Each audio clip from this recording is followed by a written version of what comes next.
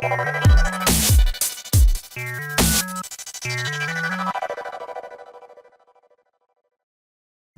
guys, in the last few tutorials we talked about objects, classes, methods, types of variables, instance variables and constructors, how to create a new object. So if you want to watch those tutorials, then I'll put a link on the description box below. In this particular video, I'm going to talk about data types. So data can be anything: a number, a decimal point number, a character. But to store data in database, space has to be allocated. So each type of data has a different memory requirement. So based on the data type of a variable, the operating system allocates memory and decides what can be stored in the reserved memory. Therefore, by assigning different data types to variables, you can store integers, decimals, or characters in these variables. There are two basic data types available in Java: primitive data types and reference or object data types. So in this video, we are going to talk about primitive data types. First, let me tell you what is signed and what is unsigned. Signed data types can store both positive, negative numbers and zero. Unsigned data types can only store non-negative numbers, so zero and positive numbers. Example of signed is -72, 0, 62. Example of unsigned is 0, 62, 827, etc. So for example, this is a byte. Byte consists of 8 bits, so 0 to 7. And 1 bit is reserved for the sign.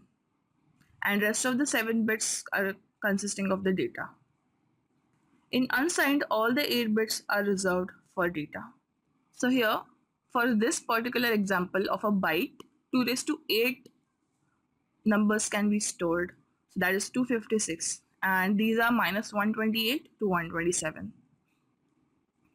And for unsigned, 2 raised to 8, same, 256 numbers can be stored, 0 to 255. Now we'll see the primitive data types.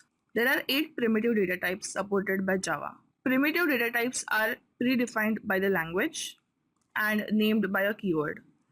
So the first one is byte. Byte data type is an 8-bit integer. So 8 bits equal to 1 byte. It can store signed integers. It can store 2 raised to 8 numbers from -128 to 127, including 0. And the default value is 0. Example is byte A equal to 21. So this is how you can create a variable of byte data type and assign a value. Byte B is equal to -64. Second data type is short. Short data type is a 16-bit signed integer. It can store 2 raised to 16 numbers, -32,768 to 32,767. The default value is 0. An example is short x is equal to 1234 semicolon. Short y is equal to -18374. So you can store any number from -32768 to 32767. The third data type is int. Int data type is a 32-bit signed integer.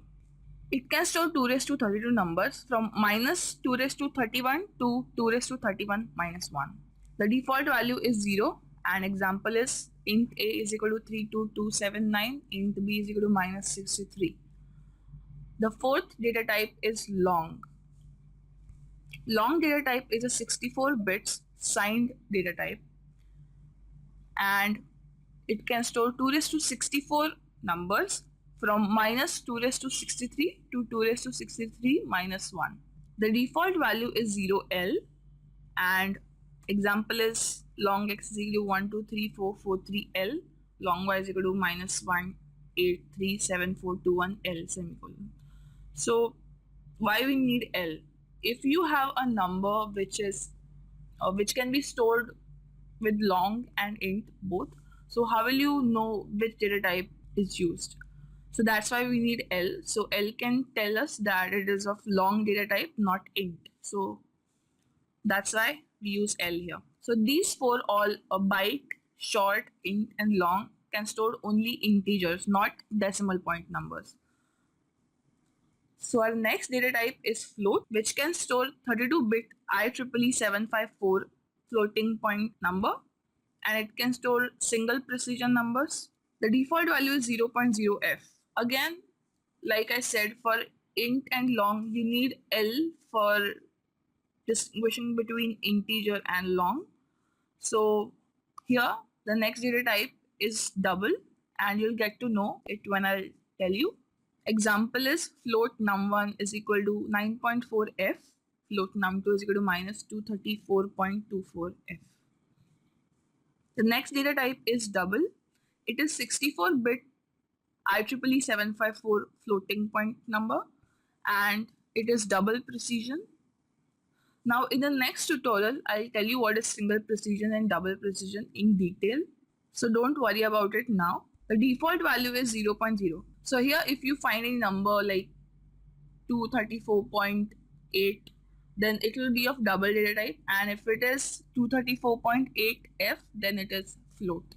Example is double x is equal to 1234.24 semicolon and double y is equal to minus 18374.234 semicolon.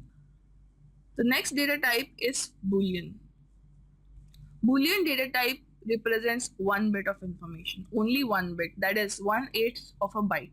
There are only two possible values, true or false.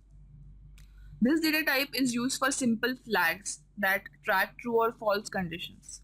Default value is false. An example is boolean a is equal to true semicolon, boolean b is equal to false semicolon. And the last data type is char.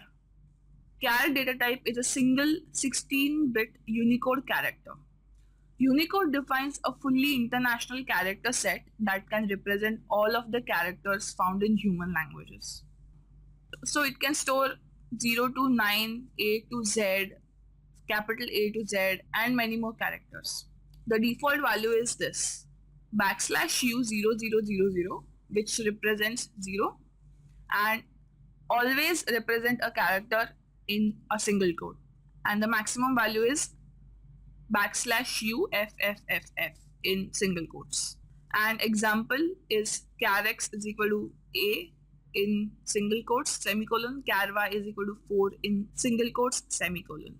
So that's all for today. These are the 8 primitive data types. In the next tutorial, we'll see what is single precision, what is double precision, and other data types. So I hope you understood what are data types. And if you like to see more Java tutorials, then make sure to subscribe to my channel and also hit the like button. Bye.